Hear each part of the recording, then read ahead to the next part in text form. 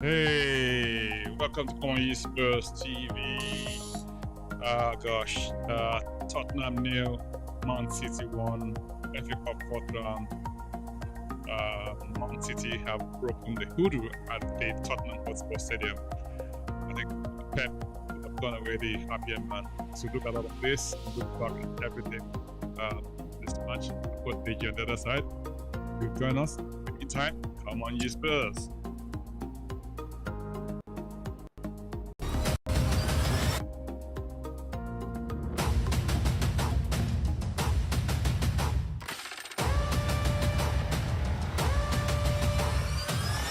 Come on, you Spurs.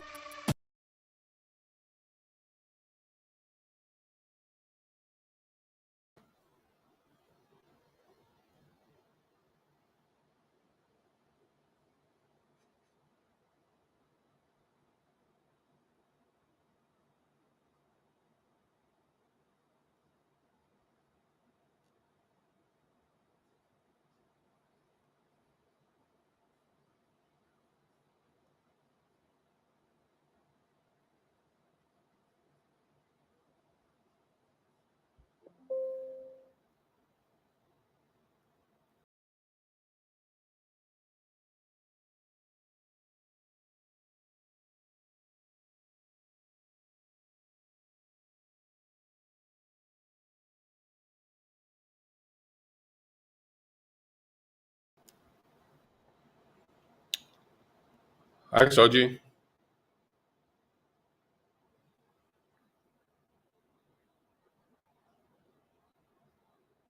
I don't know if you can hear me, Soj. I can't hear you.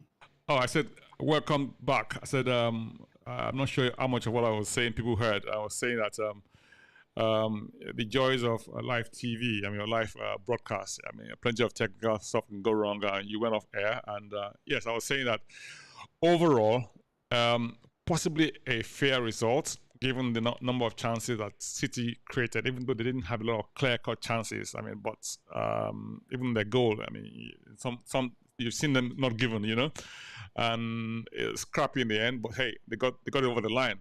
Job done on that from their perspective. From Tottenham's perspective, I thought we gave it a reasonable account of ourselves, but City are a really good side. You know, I mean, your thoughts. Yes. I think we did a lot of things very well. We were playing against a very good side. Defensively, we were good. And I've heard some people criticizing our midfield. I think our defensive midfield wasn't bad either.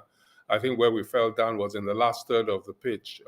We weren't going to get many opportunities to attack them, and we needed to take those opportunities. But I think we'll learn. It's a learning curve. I think we'll learn and we'll do better in games like this as time goes on. I think that's the key there. It's a learning curve for us. We're very much in the first half of second half of the first season for post and Postecoglou. We've done very well so far. Disappointment would be a sort of fair way of looking at it, but overall, I mean, I'm so disappointed is the word I'm looking for. But listen, before we go into all of that, I just want to say thank you very much for joining us. If you joined us for the first time, this is Come On You Spurs TV, where we talk about everything Tottenham. Today, if you're here for the first time, hit the subscribe button.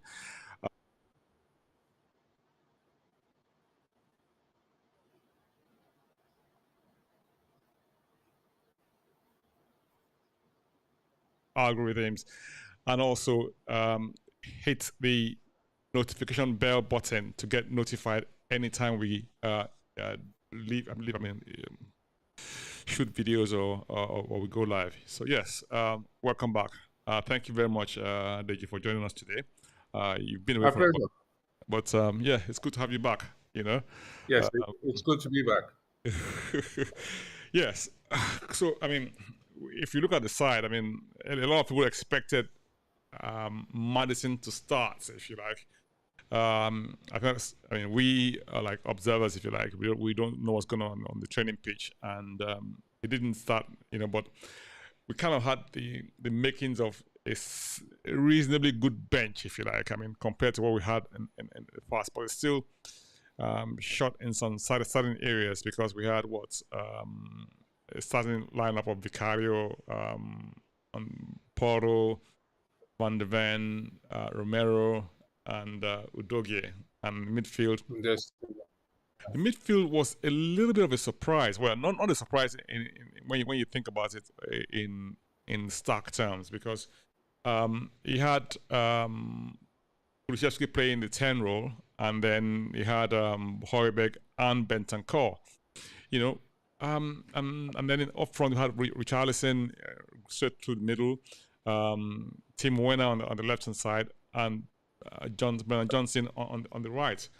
But something seemed to be off. I think Werner kept getting into good positions. For some reason, Bentancur didn't seem to be so much in the game today, which was a little bit unusual. I mean, given how, well, I guess it's been just back from injury and probably not really back to full fitness in terms of game time and sharpness and match sharpness. So maybe that had a bit of an impact on his contribution, but he wasn't his usual, what I call incisive self that you'd see. So I mean, I just felt that we lacked in certain areas. Listen, I mean, guys, if you're watching us from wherever you are watching, please, we welcome your comments. Leave your comments in the comment section below. Follow. This is totally interactive, and yeah, we'd love to hear from you. I was saying that we gave a good account of ourselves, but City just seemed to be that much too good for us. I mean, they lined up. I mean, I thought, okay, De Bruyne didn't start either from them, but they still had quite a strong lineup there. They didn't have Haaland, they didn't have John Stone, but still a solid side they put out. They didn't have Doku to start. No Grealish. I mean, that's such a squad, isn't it? Yeah, and they hardly needed to bring them on in the end. This is it, But look, I mean, I would say we've got to take into account the opposition that we were playing against. I hear what you say about Bentancur, but I think you also have to think about the position he was playing. He was playing essentially in a two-man defensive pivot with Højbjerg, and they were all over us. There was no time to settle on the ball. Every time you got the ball, if you could make your 1-2s by the third pass, you needed to be hitting your front man. And they smothered us, and it wasn't easy to do. What I noticed was that Timo Werner, of all the players on the pitch, understood what was required because he kept making the runs. The problem was that his teammates didn't quite get it and were not able to find him. Yeah. They didn't get it. I mean, now Timo, a lot of people have wondered, why did the coach bring him in? And it's exactly because he understands elite football. We've got people like Brennan Johnson who are just coming through. We've got even Kulusevski, who have probably played at a high level, but don't quite get what is required in order to win games like this. You get a few opportunities and you've got to make those passes. We had about 3 and they didn't make them. And the only person who got that kind of pass through was Timo himself. Yeah. And I can't remember. I think it was Brennan Johnson he put through, and Brennan just couldn't execute. Yeah. And that really is it. It's not even about playing a low block. It's just that these guys are that good. They're all over you. They win the ball back as soon as you get it, and they don't give it up when they have it. Yeah, I mein, we'd love to hear from you from home, wherever you're calling from. Leave your name. Let us know what you think. I've got Mr.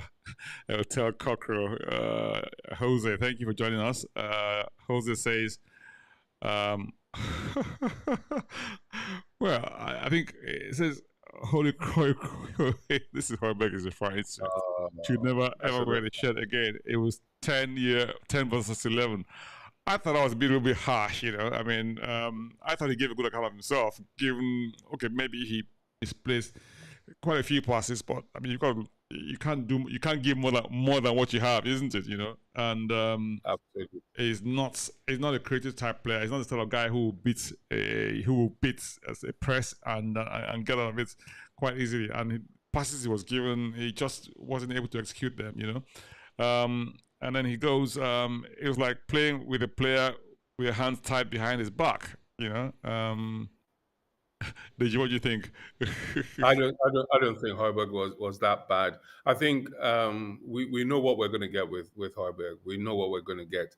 He's going to battle. He's going to win a lot of balls, and he's going to even make some good passes forward.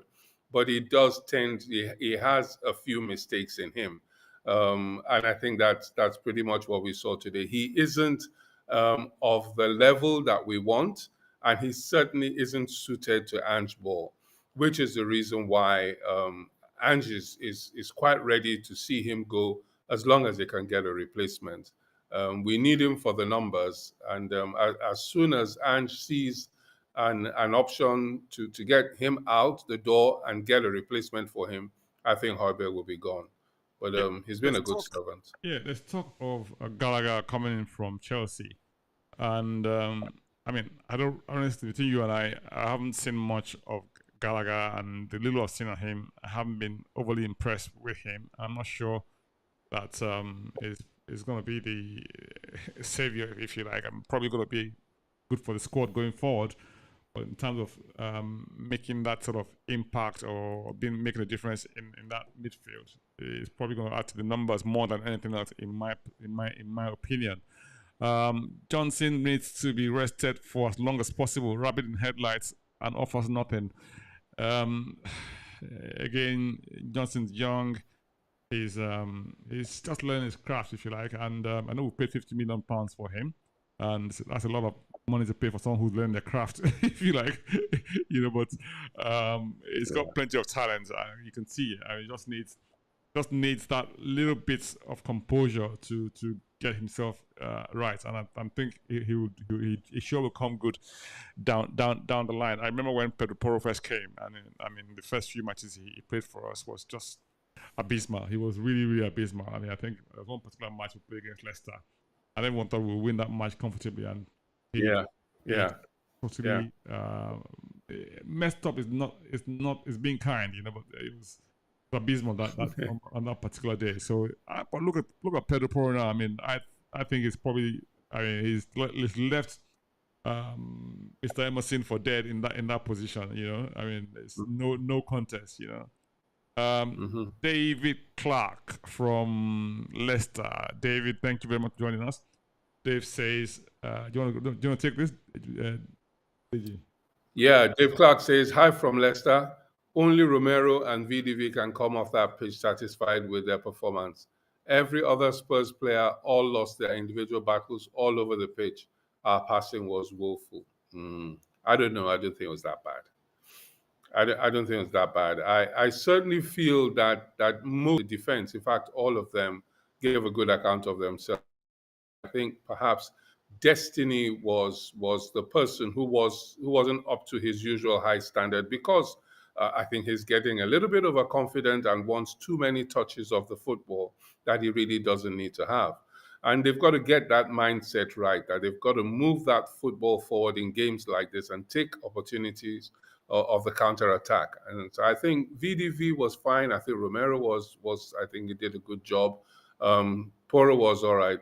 And so was Destiny, but probably one of Destiny's not so good games. I don't think they were that bad in defense at all. Yeah, I actually thought Timo Werner wasn't that bad either. I mean, he got in the good positions, just wasn't getting the ball, and he wasn't getting them when they passed to him at difficult times.